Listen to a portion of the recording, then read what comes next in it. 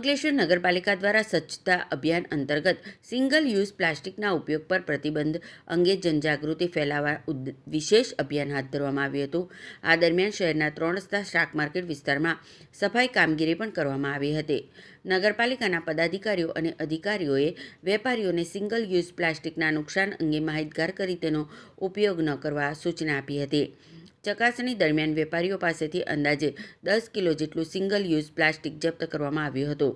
સાથે જ નિયમોનો ભંગ કરનાર વેપારીઓ પાસેથી દંડની વસૂલાત પણ કરવામાં આવી હતી।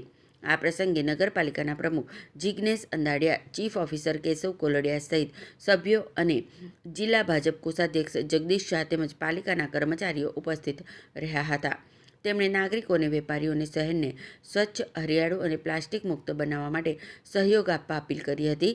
તેમજ આગામી દિવસોમાં પણ સિંગલ યુઝ પ્લાસ્ટિક વિરુદ્ધ તપાસ અને જનજાગૃતિ અભિયાન સતત ચાલુ રાખી પ્લાસ્ટિક મુક્ત બનાવવા સંકલ્પ કર્યો હતો।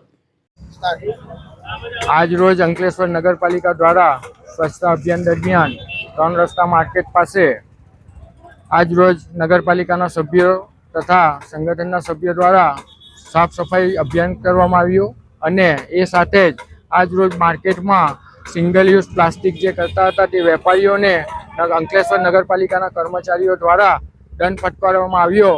આજ રોજ 9 થી 10 કિલો જેટલું પ્લાસ્ટિક પણ પકડવામાં આવ્યું ને ત્યારબાદ તમામ નગરપાલિકાના સભ્યો અને અમારા કાર્યકર્તા મિત્રો દ્વારા સાફ સફાઈ અભિયાન કરવામાં આવ્યું। આ જ પ્રસંગે હું અંકલેશ્વરની જનતાને એક નમ્ર અપીલ કરવા અપીલ કરું છું કે ઘરેથી જ્યારે શાકભાજી લેવા નીકળે તો પોતાની બેગ લઈને નીકળે, જેથી કરીને આપણે આ સિંગલ યુઝ પ્લાસ્ટિકનો ઉપયોગ તદ્દન નાબૂદ કરીએ અને સ્વચ્છતામાં સહભાગી બનીએ। અસ્તુ, વંદે માતરમ, ભારત માતા કી જય।